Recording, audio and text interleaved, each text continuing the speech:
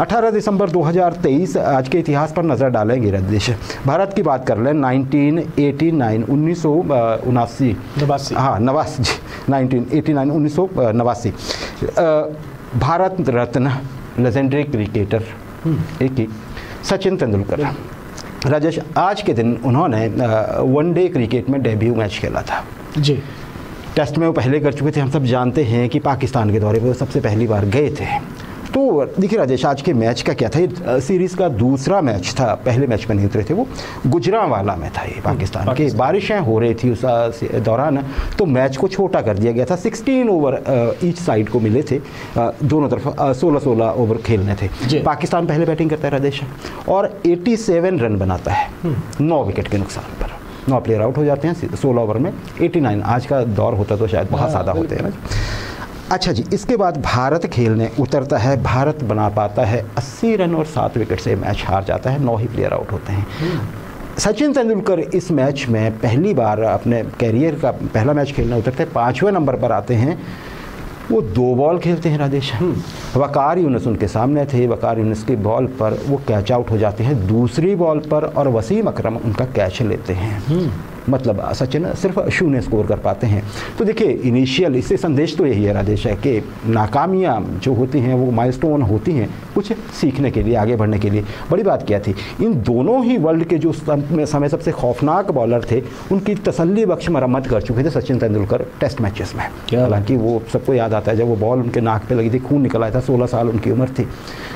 पर अब फिर उसके बाद जो फिर हुआ वो इतिहास बन गया। हालांकि एक जो प्रदर्शनी मैच हुआ था उसमें वो ठीक ठाक दिखा चुके थे पाकिस्तान के बॉलर्स को कि वो हैं क्या चीज़। चलिए 1865 राजेश, अमेरिका की हम अक्सर बात करते हैं और कई बार इसलिए भी कि क्यों कि ये देश इतना आगे कैसे है। तो और कुछ चीज़ें ऐसी भी होती हैं जो इतिहास में दर्ज होती हैं, आपकी प्रतियोगी परीक्षाओं के में वो बहुत महत्वपूर्ण होती हैं। एक ना जी, वहाँ के संविधान में बहुत कम संविधान संशोधन हुए हैं वैसे अमेरिका में अब तक 250 साल के इतिहास में जब से उनका वो बना है। 13th अमेंडमेंट था राजेश, 13वां संशोधन था संविधान का और ये आज के दिन लागू हो गया था, कानून बन गया था 1865 में। ये संविधान के अनुसार जो स्लेवरी थी दास्ता यस, उसे बैन कर दिया गया, उसे अनलॉफुल डिक्लेयर कर दिया गया, अवैध बता दिया गया। राजेश अगर हम देखते हैं अमेरिका के जो बनना है उसमें ये जो स्लेव थे जिन्हें अफ्रीकन मूल के जो लोग थे जो आजकल अब उनकी है ना जी जो आगे नस्लें हैं वो बहुत ऊंची ऊंची जगह पर हैं, इन्हें लाया गया था क्यों, काम करवाने के लिए। काम क्यों, आदमी कम थे वहाँ पे, खेती बाड़ी बहुत लंबी चौड़ी थी, ज़्यादातर इन्हें खेतों में बागीचों में से काम करवाया जाता और ख़ास करके जो दक्षिणी राज्य थे अमेरिका को अगर आप ज्योग्राफिकली देखें तो दक्षिणी राज्यों में खुली खुली ज़मीन है, मौसम वहाँ पे बर्फ़ नहीं होती है ना, बड़ी लंबी अच्छी उपजाऊ ज़मीन है, तो वहाँ काम करने के लिए उन्हें चाहिए होते थे। अब राजेश देखिए आज के दिन लागू हो गया और हम सब जानते हैं कि जो राष्ट्रपति अब्राहम लिंकन थे उन्होंने बहुत प्रयास किया था, उन्होंने व्यक्तिगत रुचि ली थी, जो मानते थे कि व्यक्ति किसी का दास नहीं होना चाहिए, स्लेव नहीं होना चाहिए, पूरी लड़ाई लड़ी। आज के दिन ये कानून भी बन गया, लेकिन आप ये देखिए एक पैराडॉक्स देखिए कि इसे सब इसको रियलाइज़ करने वाले, इसे मूर्त रूप देने वाले जो अब्राहम लिंकन साहब थे उनकी हत्या की जा चुकी थी 15 अप्रैल को ही, जबकि 18 दिसंबर को हुआ राजेश। और जो उनकी हत्यारा था वो भी इसी माइंडसेट का था, वो स्लेवरी नहीं ख़त्म होने देना चाहता था। होता है ना राजेश वैसे। हाँ, ये जो 13 अमेंडमेंट था बड़ी बात थी कि स्लेवरी के ऊपर था, लेकिन इसमें स्लेवरी शब्द यूज़ नहीं किया गया था। उसमें जो लिखावट है उसमें स्लेवरी कहीं नहीं लिखा है, उसकी परिभाषा जरूर दी गई है। तो ये है जी, ये 13th अमेंडमेंट ये बहुत आवश्यक होता है प्रतियोगी परीक्षाओं के लिहाज से भी, अगर उनका स्टैंडर्ड थोड़ा ऊपर होता है। तो 1916 राजेश, battle of Verdun, battle of Verdun. देखिए एक होता है युद्ध और एक होती है लड़ाई।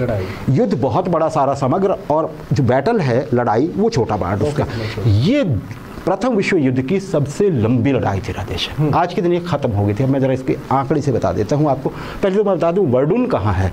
ये जगह है फ्रांस में और ये उत्तर पूर्वी फ्रांस की जो टिप है वहाँ पे पहाड़ी क्षेत्र है राजेश। यहाँ पे क्या हुआ, जर्मनी ने हमला, पहले विश्व युद्ध में भी और द्वितीय विश्व युद्ध में विलन कौन था, एक ही देश जर्मनी, हमला किया फ्रांस के ऊपर। फ्रांस की फौजें डट गई राजेश और ये लड़ाई चली 21 फरवरी से लेके 1916 से लेके 18 दिसंबर तक। एक लड़ाई, एक मोर्चे की लड़ाई, आप ये ध्यान दीजिए राजेश, एक मोर्चे कितने दिन चली ये, 9 महीने 3 हफ्ते 6 दिन। 9 महीने 3 हफ्ते 6 दिन, आज के दिन ये लड़ाई ख़त्म हुई। राजेश, क्या हुआ इसमें जर्मनी और फ्रांस के बीच में? दोनों ओर से कैजुअलिटीज़ हुई और लोग बहुत से मारे गए साथ में। विजेता बना फ्रांस। लेकिन अब आंकड़े ज़रा देख लीजिए।